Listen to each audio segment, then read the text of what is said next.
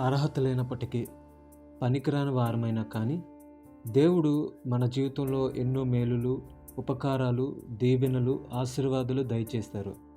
నీవు చేసిన ప్రార్థన విన్న దేవునికి పొందుకొనిన మేలులకై ఆయనకు కృతజ్ఞతాస్తుతులు చెల్లించాలి. దావీదు భక్తుడు ఇలా అంటున్నారు: నేనైతే నీ కృపయందు నమ్మిక ఉంచున్నాను, నీ రక్షణ విషయమై నా హృదయము హర్షించుచున్నది. యెహోవా నాకు మహోపకారములు చేసి ఉన్నాడు, నేను ఆయనను కీర్తించెదను. దావీదు ఆయన కృపను తలుస్తూ, ఆయన కలుగజేసిన రక్షణను బట్టి ఆనందిస్తూ, తన జీవితంలో చేసిన ప్రతి మహోపకారాన్ని బట్టి ఆయనను స్తుతిస్తున్నారు.